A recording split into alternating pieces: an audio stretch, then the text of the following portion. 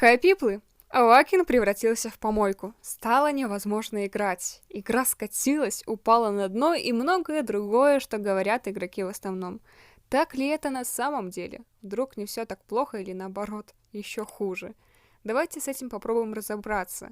Если что, книга жалоб и предложений находится в комментариях, и я буду только рада почитать, что вы думаете на этот счет.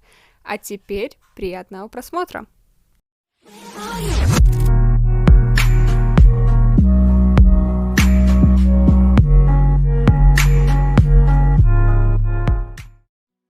Пойдем, как обычно, по порядку. Мой порядок начинается с 2018-2019 года, потому что тогда я скачала игру.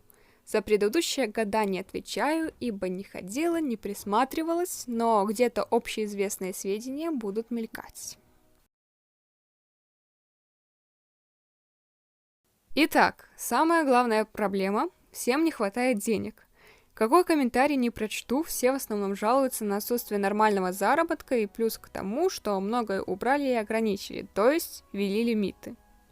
Я застала то время, когда существовал Tapjoy, в кафе не было золотых фартуков, а курс составлял 4 бакса равно 1 монета. Сейчас же сменили Tapjoy на Fiverr, который, видимо, сделан для декорации. Если не видели предыдущий ролик, то гляньте после этого.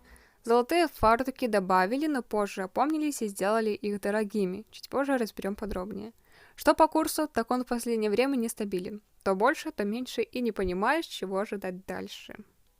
Напоминает СССР, где на смену стабильности после его развала пришел развал. Давайте сменим обстановку на более мрачную. По поводу фартука. Раньше его можно было купить за бесценок и зарабатывать в 2 или сколько там раз больше, чем обычно. Но почитав статью от Lockwood о возможности инфляции Avacoins, мне показалось их действие логичным, ибо быстрый заработок привел бы к обесцениванию валюты, и в противном случае разработчикам пришлось бы поднять цены на вещи в игре. Единственное, что они могли бы сделать по совести, так это предупредить, что золотой фартук будет введен на ограниченное количество времени, дабы не вводить игроков в заблуждение. Если хотите поподробнее узнать об этом, я оставлю вам ссылку на эту статью в описании. Появился новый способ заработка – салон, но он постольку-поскольку сильно не разгонишься, а так все остальное на том же уровне, что и было. В целом, заработок стал для меня труднее, чем в начале. Конечно, хотелось бы быть миллионером, чтобы ты мог позволить себе все в этой игре, так скажем, all-inclusive, собственно, как и в реальной жизни. Но такого не бывает и быть не может. Нужно с этим просто смириться и адаптироваться под то, что есть. Естественно, если это «что есть» является приемлемым по отношению к игроку. Но все же не будем забывать, что цель этой игры – общение. Отличный переход на следующую тему.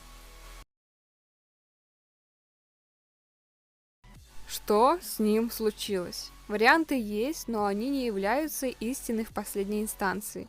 Раньше люди были более общительными и добрыми, что ли. Сейчас полно неадеквашей, токсиков и АФКшников. Они были и раньше, но сейчас чаша весов перевесила в другую сторону. Все из-за денег? Все адекватные люди ушли из игры? Игра надоела? Что же? Вероятно, каждого понемногу. Из-за денег, потому что игроки получили, что хотели, и начали возвышать себя над другими. Адекваты посмотрели на это все и сказали: ну нахер. Отец. Ну ты видел? Видел? А вот игра надоела, это да. Тут можно уже предъявить конкретную претензию к Авакину. Вот вы скажите, что такого нового и грандиозного Lockwood внедрил в свою игру? Прошло столько времени, а от игры одни расстройства. На мой взгляд, все дело как раз-таки в топтании на одном месте. Они делают то же самое, но с другой оберткой.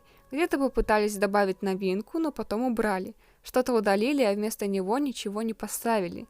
Со времен создания игры она неплохо прокачала свой внешний вид. Молодцы, хвалю. Но фантиками не наешься. С начала моего авакинского пути я уже тогда слышала предложения в развитии игры, которые звучат до сих пор. Игроки просто кричат об этом, но разработчики не то что не пробуют это сделать, они даже не говорят, почему они это не делают. Если бы они дали какую-то ответную реакцию, тогда вопрос отпал бы сам собой. А так я не вижу причин не винить создателей в отсутствии попыток адаптировать игру для людей, а не для самих себя в целях заработать.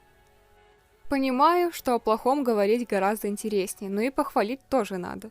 Из обновлений мне понравился салон, но больше сама идея, чем ее реализация. Колесо фортуны и локации с ЛКВД NEL.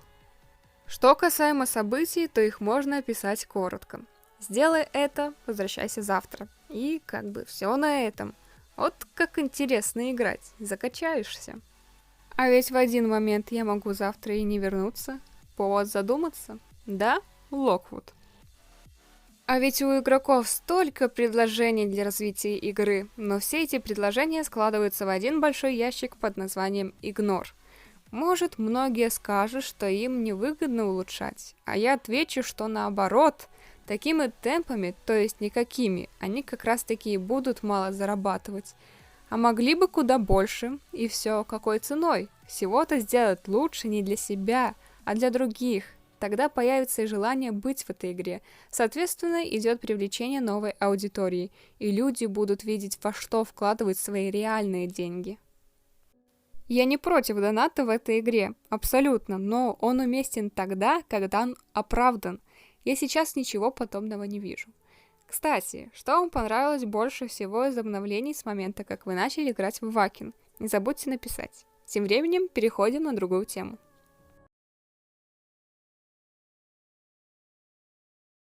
Наверняка для многих уже не секрет, что в магазине появляются те же вещи, что и раньше, только с другим цветом. Опять же таки, цель этого, я думаю, всем ясна – заработать на игроках. Потому что, если бы такой цели у них не было, они бы просто сделали вещь с цветовым кругом, а не клепали несколько одинаковых вещей, но с другими цветами. У меня уже начинает складываться впечатление, что разработчики выжмут последние соки из этой игры и просто-напросто ее закроют. Но давайте не будем о грустном, лучше о насущном. Даже если в игре появляются новые вещи с интересным дизайном, то, как правило, они выполнены некачественно. Я так понимаю, что это действует в силу того, что разработчики начали часто выпускать обновления, но мне кажется, что они не дураки, и в целях развития игры было бы лучше выпускать обновления качественнее, но реже. Или же все-таки они дураки? Ну, будем надеяться, что нет. Мы, конечно, не знаем о всех планах Локвуда, но очень хотелось бы, чтобы вот это вот все означало затишье перед бурей. А как оно будет на самом деле, остается только ждать. Ну или попробовать что-то новенькое и всеми силами и не силами пытаться застучаться до разработчиков и спросить, что они планируют и планируют ли что-то вообще.